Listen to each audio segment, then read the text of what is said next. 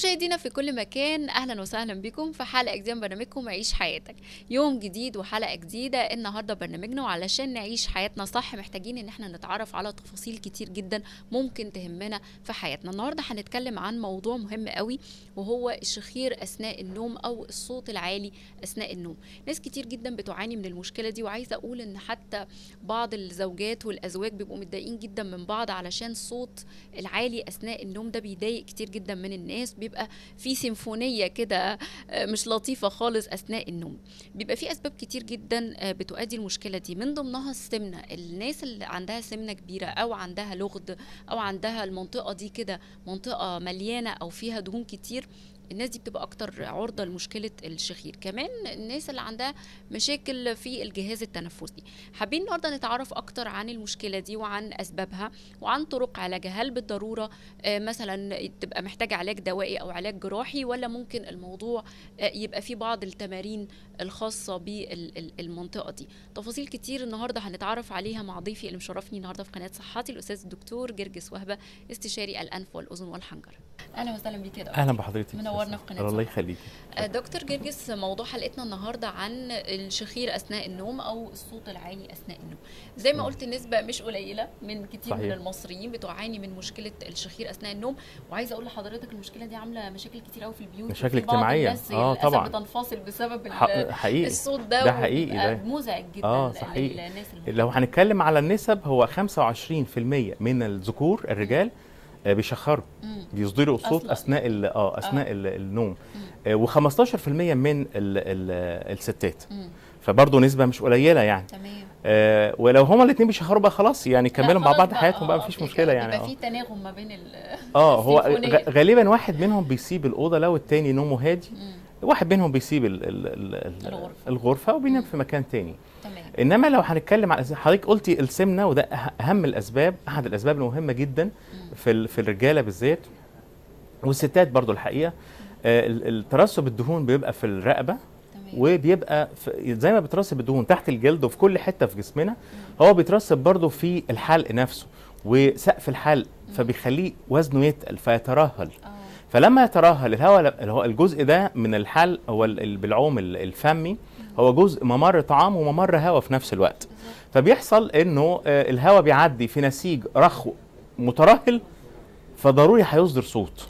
هو ده يعني اكتر الاسباب الحقيقه شيوعا هو في المكان ده، مكان البلعوم الفمي. البلعوم الفمي ده هو ممر الهواء الوحيد اللي ملوش جدار صلب. يعني عندي ممرات تنفسيه من اول الانف هنا لحد القصبه الهوائيه، كله ليه جدار صلب، فما يحصلوش انهيار، ما يقلش في الكاليبر بتاعه اثناء النوم. الشهيق نفسه بيولد ضغط سلبي في المنطقه دي. طب ده مش هينهار لان ده عظمي وغضروفي، وكل الحتت اللي فيها عظم او غضروف او الجدار الصلب مش هتنهار، مش هتقفل. انما الجزء الوحيد من ممر الهواء اللي هو قابل للانهيار، اللي بدون هيكل، اللي بدون هيكل صلب، فهينهار اثناء. مفيش غضاريف بقى، مفيش عضلات، بالظبط، كله سوفت، كله رخو، بالظبط كده، كله رخو. فده هيبقى قابل للانهيار. هي المنطقه دي اكتر منطقه مسؤوله عن اصدار الصوت اثناء النوم. طبعا في اسباب انفيه، في اسباب في الانف، من تضخم غضاريف الانف للحميات، انعواج حاجز انفي، كل ده يؤدي في النهايه وجود لحميه خلف الانف في الاطفال داخلهم تشخروا قوي. كل دي اسباب انفيه.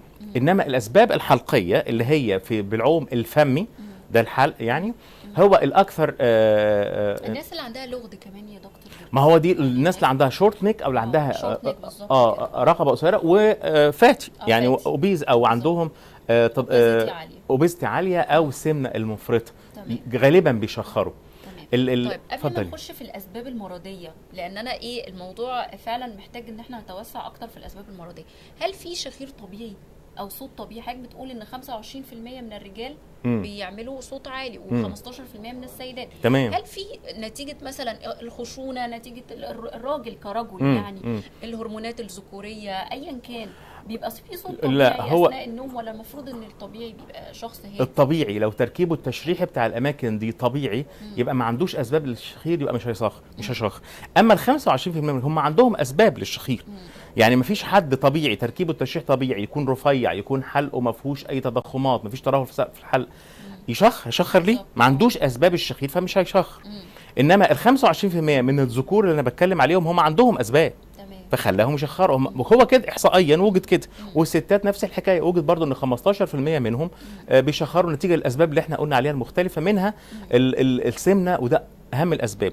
يعني احد طرق العلاج ان انا لو قلت للمريض خس ونجح في انه يخس، الشخير يتعالج بنسبة عالية جدا، قد لا يحتاج إلى تدخل جراحي ولا أي علاج تاني. لو خس بس بشكل ذو قيمة، يعني خس بوزن كده، مثلا لو هو مثلا وزنه مثلا لو هو وزنه 100 كيلو أو 120 كيلو وخس له 30 40 رائع، مش هيشخر، مؤكد مش هيشخر. ده حاجة رائعة جدا. طبعا. يعني إذا طبعا. من ضمن أساليب العلاج تخسيس الوزن لو في طبعا. حالة الوزن العالي. طبعا، لأن هو أساسا برضو يقول لك أنا ما كنتش بشخر وبيتشخر، يعني كان رفيع وتخن. يعني الأسباب السبب الأكثر شيوعا هو السمن المفرطة. السمن. طيب نبتدي بالاسباب اللي ليها علاقه بالانف بقى. تمام. وجود زوايد لحميه، وجود بعض المشاكل في الانف وقد تؤدي للشخير، من ضمنها ايه يا دكتور؟ الاسباب الانفيه، احنا زي ما قلنا الانف دي ليها هيكل او جدار صلب. الجدار الصلب ده بيخلي ممر الهواء يعني مفتوح ممر مفتوح دايما في التركيب العادي للانف، وحجم الغضاريف في مكانها او في طبيعتها، والحاجز الانفي قريب من خط المنتصف، مش هيبقى عنده مشكله. ما عندوش لحميات، ما عندوش حجم، مش هيبقى عنده مشكله. اما اذا اتغير حاجه في التركيب التشريحي اللي انا قلته ده، انعواج حاجز انفي احد الاسباب، تضخم غضاريف الانف نتيجه حساسيه مفرطه في الانف احد الاسباب، وجود لحميات مخاطيه تقفل الممر الهواء الانفي جزئيا. طبعا لازم يتقفل جزئيا عشان جزء من الهواء يعدي فيخبط في النسيج اللي موجود فيعمل الشخير. وجود لحميه خلف الانف خصوصا في الاطفال ده برضو احد اسباب الشخير. دي الاسباب الانفيه. وهي اقل شيوعا من الاسباب الحلقيه. الاسباب الحلقيه هو زي ما احنا قلنا النسيج الرخو بتاع البلعوم الفمي، هو ده، وهو يعتبر زي ما قلنا ممر هواء وممر طعام. الهواء بيعدي يخبط في النسيج الرخو ده، يهزه، يعمل فايبريشن، يهزه. فهزازان النسيج الرخو مع ممر الهواء ديفنتلي هيعمل صوت اللي هو طبعا بتسميه في الاخر الشخير. ايه بقى الاسباب دي؟ وجود لوز بشكل متضخم ليه دور، ترهل في سقف الحلق ليه دور، تضخم قاعدة اللسان ليه دور. قاعدة اللسان نفسها في ناس اللسان ده الجزء اللي احنا بنشوفه، الجزء الامامي من اللسان ده اصغر جزء، اما الجزء الخلفي فهو عبارة عن عضلة بلكي قوي، يعني كبيرة جدا. يعني بلوك جامد كده وبيسقط في ممر الهواء. الشخير بيبقى اكتر في الناس لما تنام على ظهرها، ان كل النسيج ده بيرمي على ممر الهواء فبيقفله اكتر جزئيه، وهو رخو الهواء يعدي يخبط. وفي ناس يتوقف النفس اثناء النوم ويرجعوا تاني، لانه يعني بيحصل سايكل كده او دوره، يتقفل النفس وبعد كده يعلى ثاني اكسيد الكربون في الدم لانه اتقفل، فيعمل تنبيه لمراكز التنفس في المخ، فييقظ المريض، يصحى. لما يصحى ياخد نفسه تاني وكده. ان في عضله في البلعوم الفمي عندها قابليه انها توسع البلعوم الفمي، ليها تون كده او ليها شده، قابليه انها توسع ده اثناء النوم. بتنهار العضله دي او لا تعمل، او تعمل مش بالكفاءه اثناء اليقظه، فينهار اكتر البلعوم الفمي اثناء النوم، خصوصا وهو نايم على ظهره، لان زي ما قلت لحضرتك الانسجه دي الرخوه بتسقط لورا فتضايق اكتر من الهواء. العاملين دول مع الانسجه الرخوه والعضله اللي مش شغاله بالصوره بالكفاءه، بذات الكفاءه اثناء النوم، دول يخلوا النسيج ينهار قوي قوي. انهار جزئيا هيعمل لي شخير، انهار كليا هيتوقف النفس. طبعا المريض مش متبنج، المريض مجرد نايم. لما يتوقف النفس هيقل خالص الاكسجين في الدم ويعلى ثاني اكسيد الكربون. لما يعلى ثاني اكسيد الكربون ينبه مراكز المخ فيصحيه، يعمل ايه؟ مش عارف ياخد نفس. مراكز المخ النفسيه فيصحيه، يصحى المريض، تنشط العضله تاني، توسع بالعنف، ياخد نفسه براحته، وبعد كده يخش في السايكل دي رايح جاي. دكتور جرجس، يعني كيفيه فحص كل المشاكل دي؟ احنا قلنا حاجز انفي، قلنا زوايد لحميه، قلنا قاعده عريضه في اللسان، قلنا حاجات كتير قوي. تمام. كيفيه الفحص دكتور الانف والاذن والحنجره لما نيجي يبقى عندنا مشكله زي دي بيفحصنا ازاي؟ تمام. ما ابسط الفحص طبعا هو بيفحص مناخيره بالمنظار اللي احنا اتكلمنا عليه قبل كده. المنظار الضوئي ده بيخش من خلال فتحه الانف وبيفحص لي كل تجويف الانف لحد الحلق.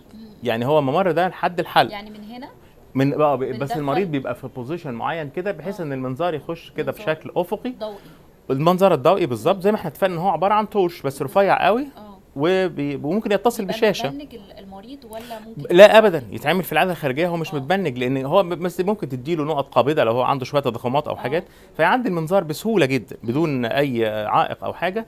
والحد بالعوم الانفي، يعني بتشوفي كل التجويف، طول التجويف الانفي ده بكل تركيباته، غضروف الانف الاسفل والاوسط والاعلى والارضيه الانف نفسها لحد ورا الجدار الخلفي للبلعوم الانفي، بتقدر، وطبعا الحاجز الانفي.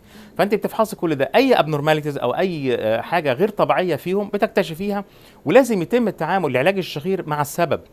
يعني انا بعالج السبب زي ما قلت لحضرتك، هو غالبا بيبقى السمنه دي اكثر الاسباب شيوعا، بتعامل مع السمنه ان انا بقول له خس، يعني خس، لو نجح في انه يخس شيء رائع جدا. يعني معظم اسباب الشخير بتتركز في المكان ده، فهيتحسن. ان وجد حاجه في الانف اثناء المنظار، حاجز انفي مثلا لو في طبعا هنشيل هنقومه، هنعدله. يعني لو في حاجه، هو 70% من شعوب العالم عندها انعواج في الحاجز الانفي، مش كلهم بعمل لهم عمليات. يعني الحاجز الانفي المعوج بقيمه قافله لي ناحيه، وقافله جيوب الانفيه في ناحيه، وقافله ممر الهواء في ناحيه، لازم اتدخل اعدله، يستفيد قوي المريض من العمليه. اما هو انعواج بس يسمح بمرور الهواء بشكل معقول في الناحيتين، ما بتدخلش فيه خالص، وما بقاش سبب من اسباب الشخير. الاسباب الحلقيه بقى هي الاهم، بتتفحص برضو من خلال فحص البق، وبرضو اللي هي اللوز بقى والجزء بتاع منها اللوز، منها مخدات اللوز لو مترهله، منها سقف الحلق المترهل، منها قاعده اللسان. كل ده اقدر اشوفه من خلال فحص الفم برضو بمنتهى البساطه. بيبقى زي دكتور برضو منظار ولا بيبقى فحص فم كده؟ هو الهيد لايت اللي هو المنظار اقدر من خلاله المريض بيفتح بقه، اقدر اشوف كل اللي انا قلته ده، حتى قاعده اللسان الخلفيه جزء اقدر اشوف اللهايه مترهله، اشوف سقف الحلق الرخو مترهل قد ايه، وبقيم الامر ده، وعلى ضوء الفحص ده بيتقرر له بقى ان كنت، يعني اذا هو نجح في انه يخس ماشي، ما نجحش انه يخس، عمليه بقى بتستأصل فيها جزء من سقف الحلق الرخو مع اللهايه، مع مخدات اللوز، مع اللوز ان وجدت. لو اللوز متضخمه يا دكتور قد تكون سبب برضو في طبعا حتى في الاطفال. اللوز برضو بقول لناس كتير قوي ان اللوز بتقع في ممر طعام وممر هواء، وبرضو اثناء مرور الهواء على المكان ده اللوز نسيج رخو، ما زال نسيج رخو حتى لو كبيره، فبتتهز اثناء النوم، فايبريشن يعمل الصوت المعروف بالشخير. تمام. بالنسبه للجراحه يا دكتور، هل الجراحه دلوقتي اصبحت بسيطه لاستئصال اللوز، لاستئصال اللحميات او زوائد اللحميه عند الاطفال او حتى عند الكبار؟ هل دلوقتي في تطور؟ هل تم استخدام الليزر بشكل او باخر في هذه العمليات ولا لا؟ طبعا حصل طبعا استخدام الليزر في الاستئصال اللوستين وبعض الحاجات اللي في الانف، انما هي لو هنتكلم على اللوستين بالذات، طريقه الجراحه او التشريح في اللوز الطريقه المستخدمه في العالم كله، يعني استخدام الليزر في قيمته محدوده قوي في استئصال اللوستين، انما التشريح والجراحه لان وقتها هو ما وفرش وقت كتير. هو الليزر ده هو شعاع الليزر ده زي المشرط، هو بيقطع النسيج وبيكوي الاوعيه في نفس الوقت. في الاطفال اللي هي بتبقى اكثر شيوعا او الدوافع استئصالها في الاطفال اكتر، بتبقى اللوز بتتشال بالجراحه بنفس التوقيت وبنفس اللي بيعمله الليزر اللي بيعمله الجراحه، وامنه جدا لان الاوعيه مش متطوره كفايه والدنيا بتبقى سهله بالجراحه. اكيد. شكر خاص طبعا لضيفي اللي شرفني النهارده في قناه صحتي، الاستاذ الدكتور جرجس وهبه، استشاري الانف والاذن والحنجره. شكرا ليك. العفو ميرسي جدا على المعلومات القيمه، ونتمنى يا رب الصحه والعافيه لكل الساده المشاهدين. شكرا. شكرا خالص.